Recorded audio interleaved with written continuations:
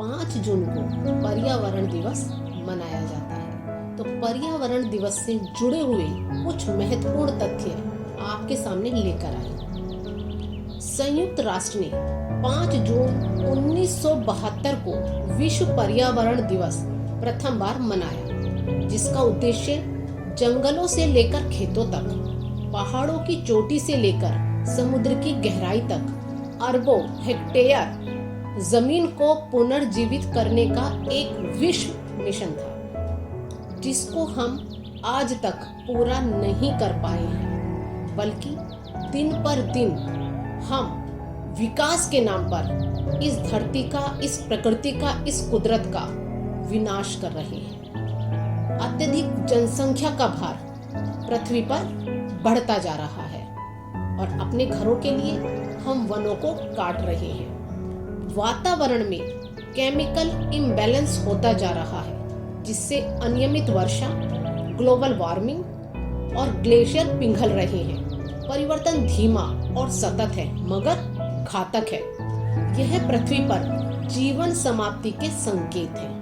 और एक दूसरा सबसे बड़ा खतरनाक जो परिवर्तन हो रहा है वह है जलवायु में परिवर्तन। यह प्रक्रिया भी बहुत धीमी हो रही है, किंतु ये निरंतर चलने वाली प्रक्रिया बहुत खतरनाक है, जिसके फलस्वरूप मनुष्य तथा अन्य जीव जंतुओं की प्रजातियों की भौतिक संरचना में पीढ़ी दर पीढ़ी निरंतर परिवर्तन हो रहा है, जो कि प्रकृति के लिए एक बहुत बड़ा संकट है।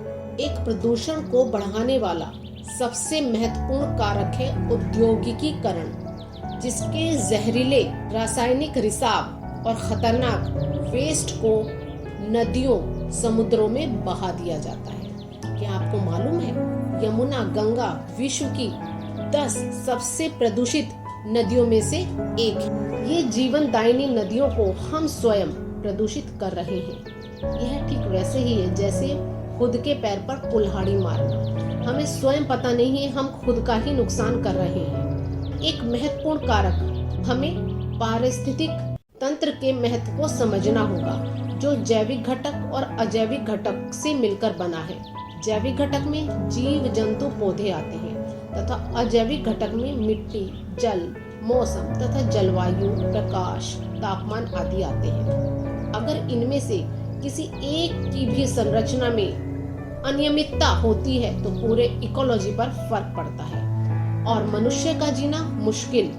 जीव जंतु और कुछ प्रजातियां विलुप्त हो गई हैं और कुछ प्रजातियां विलुप्त होने के कगार पर हैं। यह कटु सत्य है कि पारिस्थितिक चक्र बाधित हो चुका है, जिसे वापस लाना बहुत कठिन है, मगर हम इसको और बाधित न करें, ये हमारा कर्तव्य होना चाहिए और एक सामूहिक प्रयास होना चाहिए कि हम अपनी धरती को, पृथ्वी को, प्रकृति को कैसे बचा सकते हैं, कैसे इसका संरक्षण कर सकते हैं।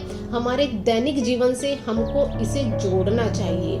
अगर हम इसमें कुछ योगदान नहीं दे सकते हैं तो हमें इसका नुकसान करने का बिल्कुल भी हक नहीं है। अपने आसपास लोगों को हम जागरूक कर सकते हैं कविताओं के माध्यम से, नाटकों के माध्यम से, जिससे हम अपनी प्रकृति को बचा सकें और आने वाली पीढ़ी को एक स्वच्छ और स्वस्थ वातावरण प्रदान करें। और अंत में 2 पंक्तियां आपके सामने रखना चाहती हूँ।